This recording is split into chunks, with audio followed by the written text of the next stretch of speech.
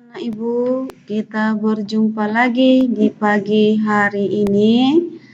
Semoga kabar kalian dalam keadaan sehat dimanapun kalian berada. Kita melanjutkan pelajaran kita. Terlebih dahulu kita berdoa. Doa dimulai. Doa selesai. Kita lanjutkan pelajaran kita di tema 4, berbagai pekerjaan, subtema 2, pekerjaan di sekitarku, di pembelajaran yang ke-1. Mengapa orang harus bekerja? Apa manfaat yang diperoleh dari pekerjaan itu? Sekarang mari kita sama-sama membaca. Ayo membaca. Setiap orang memiliki tujuan saat bekerja. Banyak yang memiliki tujuan mulai saat memilih suatu pekerjaan. Pernahkah kamu bertemu dengan seseorang yang bekerja untuk kepentingan orang lain? Kamu akan belajar tentang hal tersebut melalui cerita pendek. Bacalah cerita di bawah ini. Kamu ikuti ya nak. Pak Willy adalah kepala sekolah dasar Cemara di pelosok Kabupaten Grobogan di Jawa Tengah. Beliau lahir di Lebuha, Maluku Utara. Di sekolah ini muridnya juga berasal dari berbagai daerah. Pak Willy senang melihat murid-muridnya dapat belajar dan bermain bersama tanpa mempersoalkan asal-usul. Semua unik, baik sifat maupun kecerdasannya.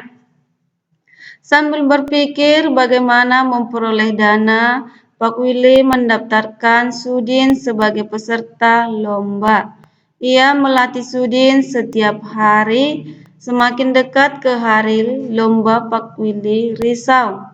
Andai saja gajinya cukup untuk mendanai Sudin ke kota, pikirnya.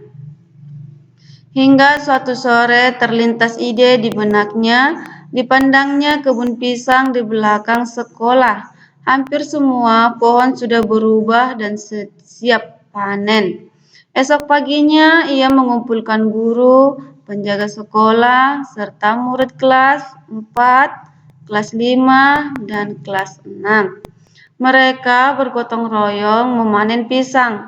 Kemudian pada hari Senin pagi, ia mengundang pejabat setempat untuk hadir pada upacara bendera. Bapak Lurah, Kepala Dinas Pendidikan, serta Ketua RW dan Ketua RT dimintanya datang. Apa yang direncanakan Pak Willy? Rupanya Pak Willy ingin menyelenggarakan lelang pisang di sekolah. Murid kelas 4, 5, dan 6 sudah dilatihnya untuk menjadi petugas lelang. Siapa calon pembelinya? Para bapak dan ibu pejabat daerah yang diundangnya. Sebelum lelang dimulai, ia sampaikan bahwa dana hasil lelang akan digunakan untuk mengirim Sudin mengikuti lomba pidato di kota. Para pejabat kagum dan terharu menyaksikan usaha Pak Willy, sang kepala sekolah dari Timur Negeri. Tekad serta usaha mendukung kemajuan muridnya sungguh menyentuh hati.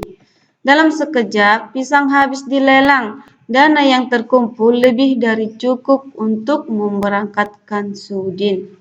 Di samping Pak Seto, guru kelasnya, Sudin pun berangkat ke kota. Sudin berhasil mempersembahkan piala juara pertama lomba pidato untuk sekolahnya.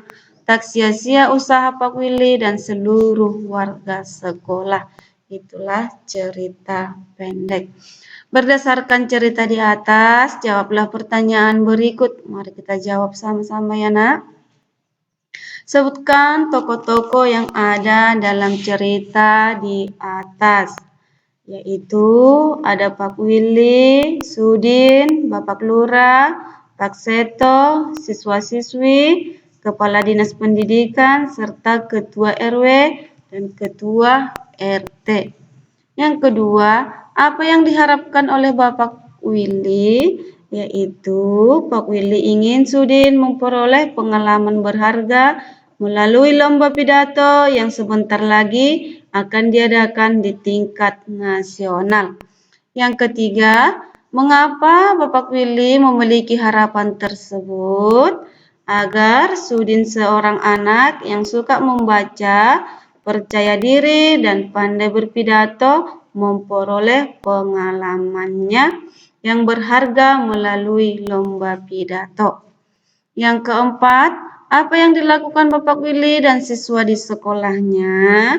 Yang dilakukan mereka adalah Pak Willy ingin menyelenggarakan lelang pisang di sekolah untuk menggalang dana. Itulah jawaban nomor 4. Nomor 5, tokoh mana yang paling kamu sukai? Mengapa?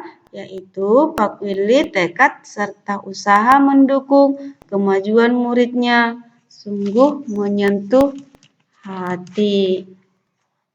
Selanjutnya, Nak. Pekerjaan ayahku adalah seorang nelayan. Aku sangat bangga dengan ayahku. Apakah kamu tahu alasannya? Ayo berdiskusi. Ayah bekerja sebagai seorang nelayan tradisional. Ayah tinggal di kampung nelayan. Ayah pergi melaut pada malam hari. Ayah membawa sampan dan jaring untuk pergi berlayar.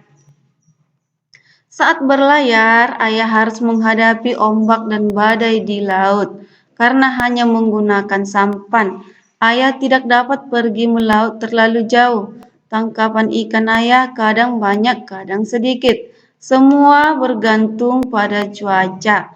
Sampan ayah tidak bermesin. Ayah tidak perlu membeli bahan bakar. Aku mendengar sekarang ada nelayan yang modern. Kapalnya lebih besar dan menggunakan bantuan mesin sehingga tidak mudah terguncang ombak. Kapal ini menggunakan mesin sehingga memerlukan bahan bakar. Banyak pemilik kapal tidak memperdulikan penggunaan bahan bakar. Ada yang boros sehingga mencemari lingkungan perairan. Mereka bisa berlayar ke laut lepas sehingga tangkapan ikannya banyak. Alat penangkapan ikan mereka berupa jaring dan juga radar yang bisa mendeteksi kumpulan ikan, bahkan ada yang menggunakan bom. Marilah kita jawab pertanyaan berikut. Jawablah pertanyaan berikut. Yang pertama, apa yang digunakan oleh nelayan tradisional untuk menangkap ikan?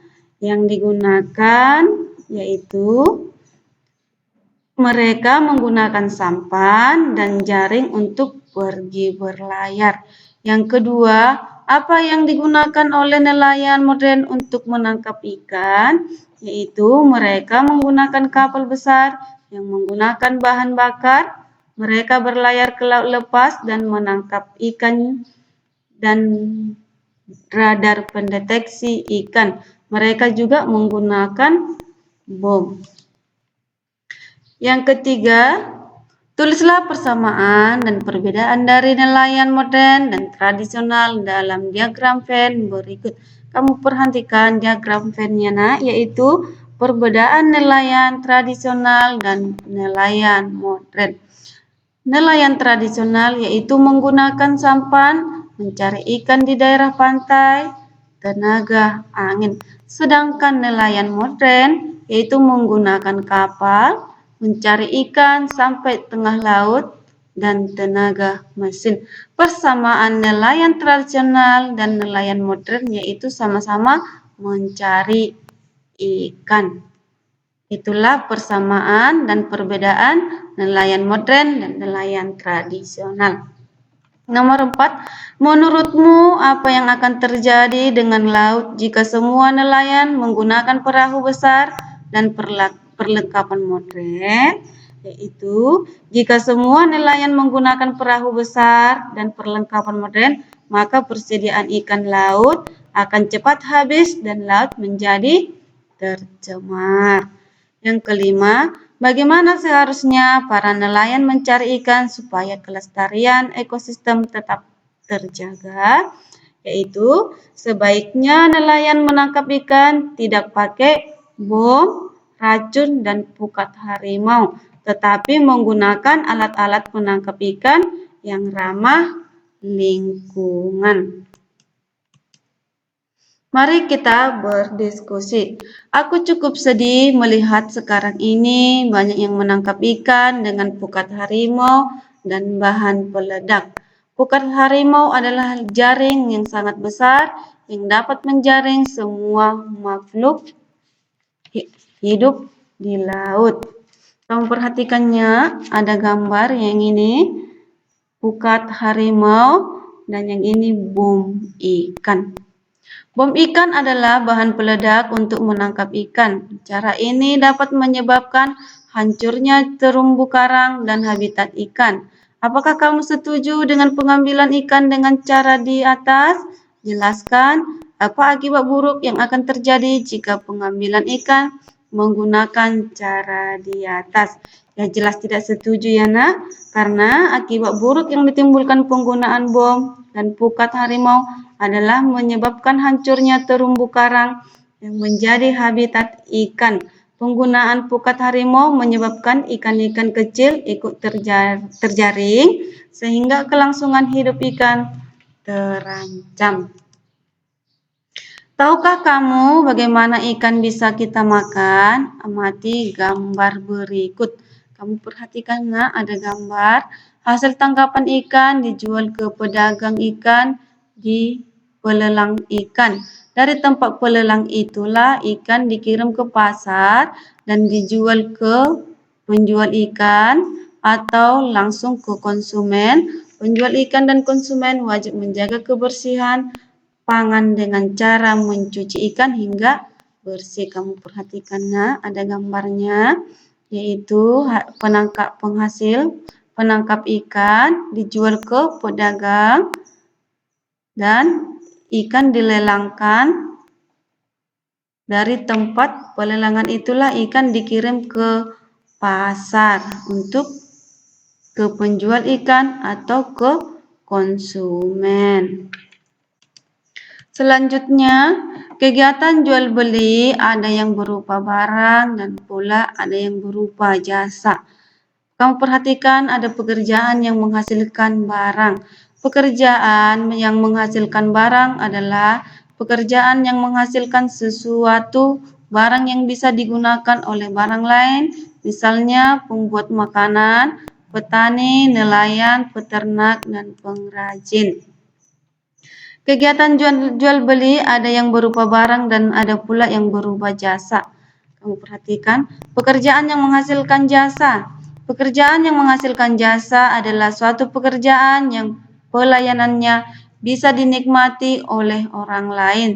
Pekerjaan ini tidak menghasilkan barang, misalnya guru, petugas kebersihan, dokter, tukang cukur rambut, polisi, dan supir. Berdasarkan kegiatan di atas, kamu bisa menuliskan tentang kegiatan ekonomi yang terjadi di sekitarmu.